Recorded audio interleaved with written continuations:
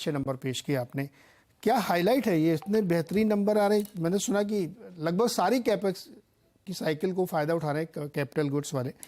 क्या highlight sir आपके results की? नमस्ते नीरज जी, आपको भी और आपके दर्शकों को भी, एंड आपके कॉन्ग्रेचुलेशंस के लिए भी थैंक यू वेरी मच।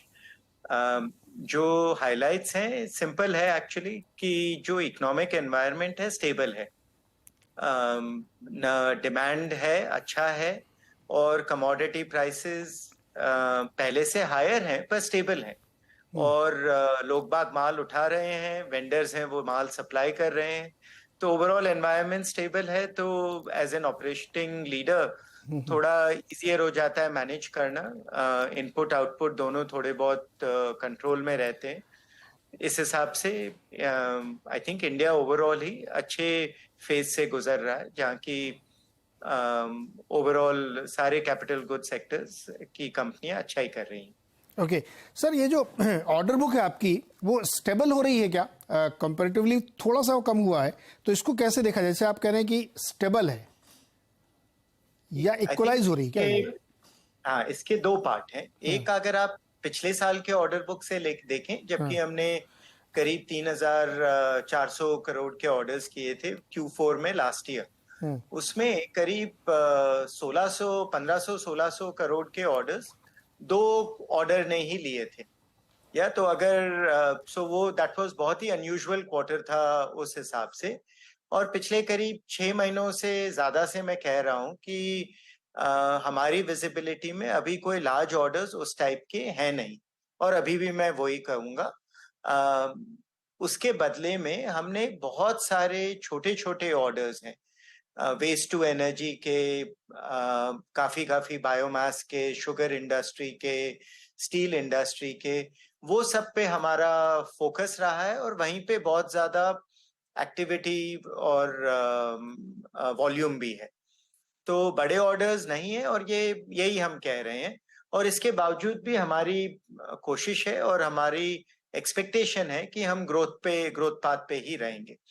तो उस हिसाब से जो 2,300 करोड़ के ऑर्डर्स ये पिछले लास्ट क्वार्टर में आए हैं, मेरे हिसाब से अच्छे ही ऑर्डर्स हैं। उतने बड़े नहीं हैं जितने पहले कभी एक साल पहले जो थे, पर उन दो ऑर्डर्स, बड़े ऑर्डर्स को अगर मैं निकाल दूं तो काफी अच्छी ग्रोथ है ऑर्डर्स में भी। ओके सर, इसका कोई स्पेसिफिक रीजन के लार्ज ऑर्डर्स नहीं आ रहे हैं, ज्यादा छोटे पे आप फोकस कर रहे हैं? सो दो रीजन है। एक सेक्टोरल शिफ्ट है, रिफाइनिंग एंड पेट्रोकेमिकल, जहां से हमारे सबसे ज्यादा ऑर्डर्स आते हैं, वहां पे अभी कोई नई बड़ी रिफाइनरी एग्जीक्यूशन में नहीं जा रही है। एक जो थी HRRL, जो कि राजस्थान में, ओहो, और शायद नेटवर्क की दिक्कत है, फ्रीज हो गया। तो आशीष जी ये बता रहे थे कि लार्ज ऑर्डर्स में खास तौर पे जो रिफाइनरी है पेट्रोकेमिकल, वहां पे शायद कैपेक्स। जी आशीष जी कंटिन्यू करें प्लीज। ठीक है। सो वो एक जो कैपेक्स साइकिल है वो थोड़ा कम हो गया है। दूसरा, जो कुछ सेगमेंट्स हैं जहाँ पे सीमेंट वगैरह, जहाँ पे थोड़े प्रोजेक्ट्स बड़े बड़े आ भी रहे हैं, सीमेंट, स्टील, उन सब में थोड़ा सा टाइमिंग का इशू है, क्योंकि ये काफी ग्रीनफील्ड प्रोजेक्ट्स रिलेटेड हैं। और मेरे हिसाब से Q3 Q4 में इनसे ऑर्डर्स आने चाहिए। पर ये रिफाइनिंग से जो ऑर्डर्स आते हैं वो थोड़े ज्यादा स्टेबल होते हैं, कि मार्केट में डिमांड आई तो उस पे ऑर्डर में बदलेगा ही। स्टील और सीमेंट में वो श्योरिटी थोड़ी कम रहती है, बिकॉज कैपेक्स प्लान्स थोड़े चेंज होते रहते हैं। पर काफी लार्ज प्रोजेक्ट्स हैं स्टील में स्पेशली, जो कि Q3 Q4 में रिजल्ट देंगे। आशीष, अभी कई सारी बड़ी ऑयल कंपनीज ने भी अनाउंस किया है बड़े बड़े कैपेक्स, लेकिन शायद वो न्यू एनर्जी की तरफ ज़्यादा है। तो मुझे ये बताइए कि जो न्यू एनर्जी है, हाइड्रोजन, ग्रीन एनर्जी है, उसमें क्या अपॉर्चुनिटीज आप देख रहे हैं? नई एनर्जी के जो प्रोजेक्ट्स हैं जो काफी हैं, पर वो बड़े बड़े नहीं है, एटलीस्ट इंडिया में बड़े नहीं है। ये काफी बायोमास रिलेटेड या वेस्ट गैस रिलेटेड और हाइड्रोजन रिलेटेड है। पर ये सारे प्रोजेक्ट, मतलब वो पूरे प्रोजेक्ट का ही साइज 1,000 1,500 करोड़ का होता है, जबकि एक नई रिफाइनरी 20-30 हजार करोड़ की लगती है, तो स्केल एंड साइज में थोड़ा डिफरेंट है। पर ये जो सारे न्यू एनर्जी एप्लीकेशंस है उनमें काफी इंटरेस्ट है थर्मैक्स का। एप्लीकेशन बाय एप्लीकेशन चेंज होगा, बट बहुत सारे ये जो नए एनर्जी के एप्लीकेशंस हैं सब थर्मैक्स के लिए इम्पोर्टेंट और रेलेवेंट है, और काफियों में हम गवर्नमेंट के साथ और प्राइवेट सेक्टर दोनों के साथ काम कर रहे हैं इनमें। एक सर जनरल इंडस्ट्री क्वेश्चन मेरे मन में रहता हमेशा कि ज़्यादातर कैपेक्स गवर्नमेंट साइड से है, अभी भी प्राइवेट साइड से कम है। आप कोई इसमें ट्रेंड देखते हैं, कोई इम्प्रूवमेंट देखते हैं?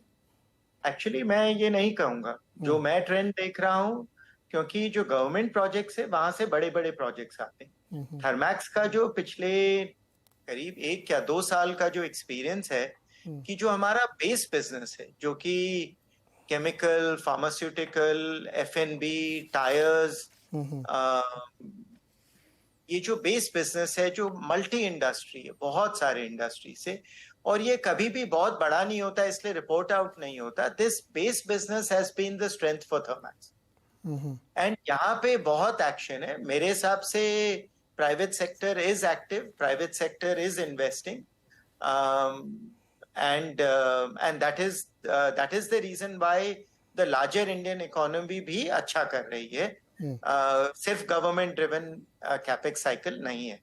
ओके आशीष जी, आपका एग्जीक्यूशन कमाल का है, बेटर देन एक्सपेक्टेड है, और कमोडिटी प्राइसेस भी लोअर है, और इस ग्राउंड पे हायर मार्जिन, बढ़िया रेवेन्यू और प्रॉफिटेबिलिटी दिखाई है। तो ये मैं ज़्यादा एक्सपेक्ट करके चल रहा हूँ क्या? अगर मैं आपसे पूछूं 24 के लिए आपका गाइडेंस क्या है? आई थिंक मेरे ख्याल से ओवरऑल एग्जीक्यूशन अच्छा रहेगा, पर ये साल है जब हमें काफी इन्वेस्ट भी करना है।